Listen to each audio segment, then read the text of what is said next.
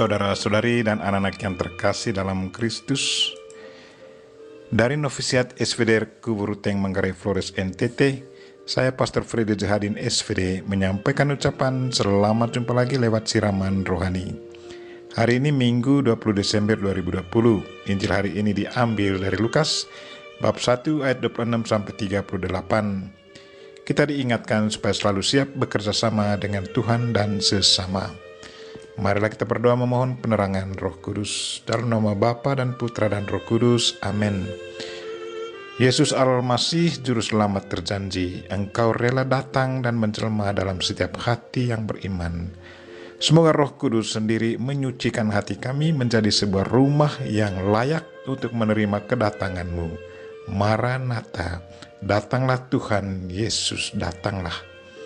Tuhan, utuslah Roh Kudus-Mu, terangilah pikiran dan hati kami, agar sabda-Mu yang akan kami dengar dapat kami pahami dengan baik, dan isi pesan-Mu dapat kami hayati dan amalkan dalam hidup harian kami. Doa ini kami sampaikan dengan perantaraan Kristus Tuhan kami. Amin. Tuhan sertamu dan sertamu juga. Inilah Injil Yesus Kristus menurut Lukas, bab 1 ayat 26 sampai 38. Dalam bulan yang ke-6, Allah menyuruh malaikat Gabriel pergi ke sebuah kota di Galilea bernama Nazaret, kepada seorang perawan yang bertunangan dengan seorang bernama Yusuf dari keluarga Daud. Nama perawan itu Maria.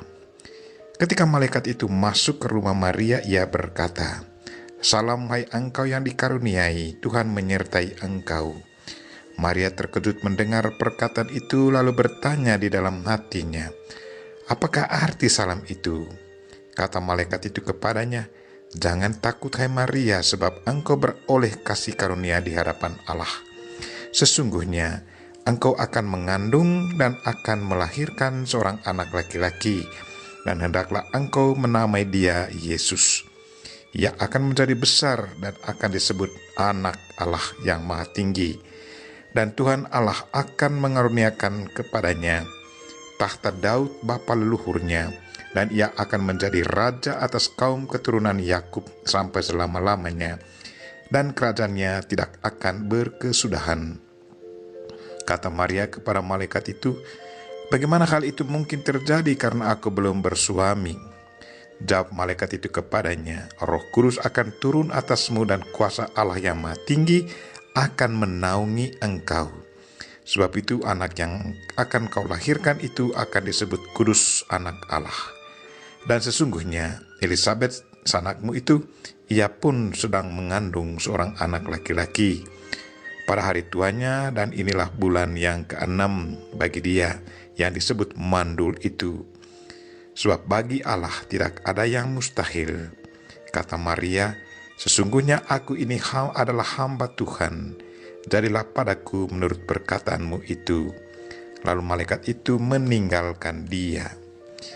Demikianlah Injil Tuhan. Terpujilah Kristus. Saudara-saudari dan anak-anak yang terkasih dalam Kristus, tema renungan kita hari ini ialah bekerjasamalah dengan Tuhan dan sesama. Hari ini kita mendengar malaikat Gabriel datang mengunjungi Maria. Malaikat memberi salam kepada Maria, "Salam hai engkau yang dikaruniai, Tuhan menyertai engkau." Maria terkejut mendengar perkataan itu, lalu bertanya dalam hatinya, "Apakah arti salam ini?" Kata malaikat kepadanya, "Jangan takut hai Maria, sebab engkau beroleh kasih karunia di hadapan Allah. Sesungguhnya engkau akan mengandung dan akan melahirkan seorang anak laki-laki, dan hendaklah engkau menamai dia Yesus." Mendengar pemberitahuan malaikat itu, Maria bingung. Karena itu dia berkata kepada malaikat, "Bagaimana hal itu mungkin terjadi? Karena aku belum bersuami." Pikiran Maria langsung kepada hukum alam, bahwa seorang wanita bisa mengandung kalau hidup bersama seorang laki-laki. Kemudian malaikat meneguhkan dia, katanya, "Roh Kudus akan turun atasmu, dan kuasa Allah yang Maha Tinggi akan menaungi engkau. Sebab itu anak yang akan kau lahirkan itu akan disebut kudus, Anak Allah."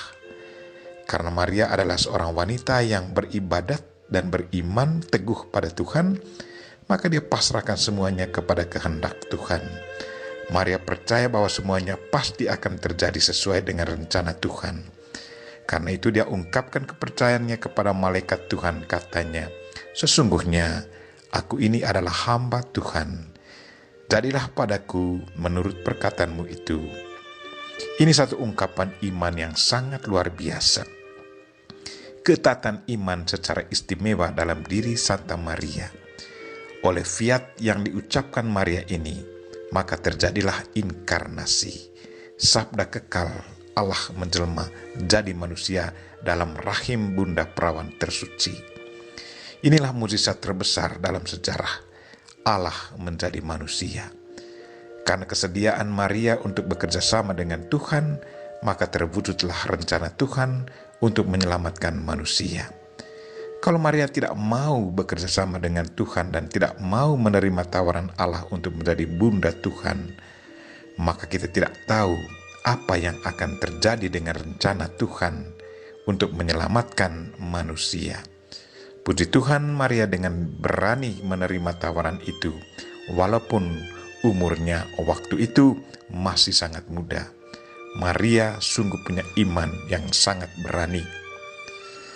Yang sangat luar biasa dari sikap Bunda Maria adalah bahwa ia menempatkan dirinya sebagai hamba Tuhan.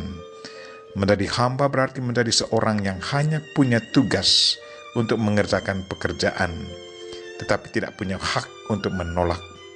Maria pasrah secara total kepada Allah dan membiarkan dirinya dikuasai oleh Allah. Dengan kerendahan hatinya, Maria meneruskan kehendak Tuhan, sehingga terselenggaralah karya keselamatan. Allah tahu apa yang terbaik bagi keselamatan manusia.